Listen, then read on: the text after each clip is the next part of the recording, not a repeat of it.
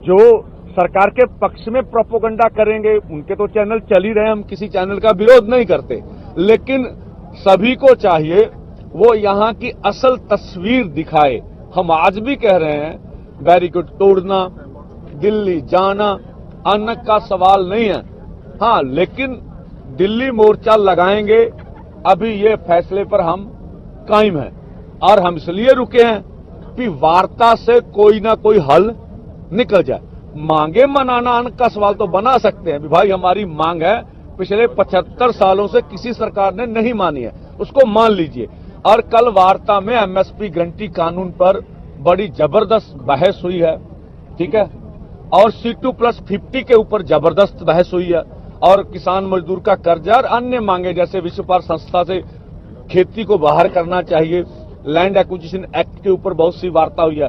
तो कल सुखद माहौल में वार्ता हुई है। सरकार ने प्रस्ताव दिया कि हम आपसे वार्ता जारी रखना चाहते हैं। हम पूरी देश दुनिया को ये मैसेज देना चाहते हैं कि ठीक है, अब केंद्र भाग जाए, उनकी मर्जी है, जो कुछ मीटिंग में मंत्री महोदय हमें कहते हैं, अगर उसको कोई प्रैक्टिकल में किस तरह से किसान से बात को लागू कर दें तो अच्छा हो जाएगा। फिर तो हम कहेंगे निर्णय। अगर मीटिंग में आप भरोसा देंगे, अकेले भरोसे पे सब कुछ हो जाए, यह संभव नहीं है।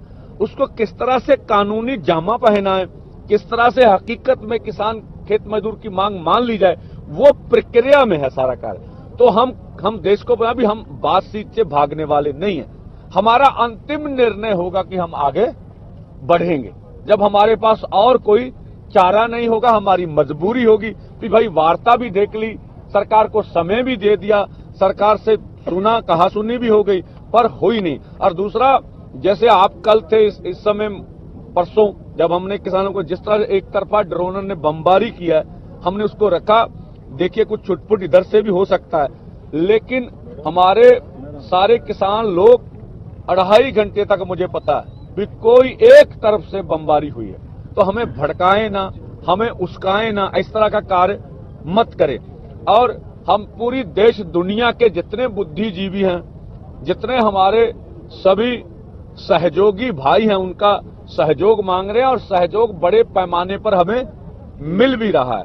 और लोग बढ़ चढ़कर, आप देखेंगे ये मोर्चा रोज के रोज बढ़ता जा रहा। तो ये लाखों लोग, चाहे शंभू बॉर्डर हो चाहे खनौरी बॉर्डर हो, वहां पर इकट्ठे, और अन्य बॉर्डरों पर भी आपको बताकर हम कहेंगे भी 3 धरने हरियाणा के अंदर शुरू हो चुके हैं और लगातार बढ़ रहे हैं, जिसकी खबर, क्योंकि इंटरनेट बंद है तो इसलिए खबर नहीं आती आपको, तो लग चुके।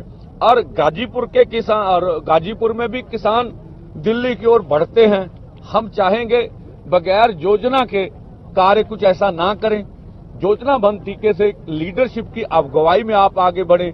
इस तरह का कुछ ना करें जिससे सरकार को कुछ कहने का, हमें बदनाम करने का मौका मिले। लेकिन जो लोग प्रयास कर रहे हैं वो सराहनीय है, अच्छा है कि लोग निकल रहे हैं और पूरे देश भर में आंदोलन बढ़ रहा है। इसीलिए सरकार हमारे खिलाफ प्रचार प्रोपोगंडा कर रही है, जिससे हमको एंटी नेशनल कहा जा रहा है, हमको खालिस्तान के साथ जोड़ा जा रहा है, हमें बोला जा रहा है इसको कांग्रेस उसका रही है, हमें बोला जा रहा है इसको आम आदमी पार्टी पंजाब में बैठाए हुए। पहले निर्णय तो लीजिए कौन हमें क्या कर रहा है। आपके अलग अलग वर्षन, उनको लग रहा है पूरे देश का किसान मजदूर उठ खड़ा हो रहा है। अगर सारे देश के किसान उठ खड़े हुए तो मोदी जी को लगता है कि मांगे माननी पड़ेगी। तो हमने कहा, आज भी बोलते हैं, हमारे दोनों फोरमों की ओर से ये पक्की बात है कि हमारी स्टेज पर कोई भी पॉलिटिकल पार्लियामेंट इलेक्शन लड़ने वाली किसी पार्टी को बोलने नहीं देंगे। हम ना किसी का समर्थन करेंगे, ना कोई इस तरह की बात।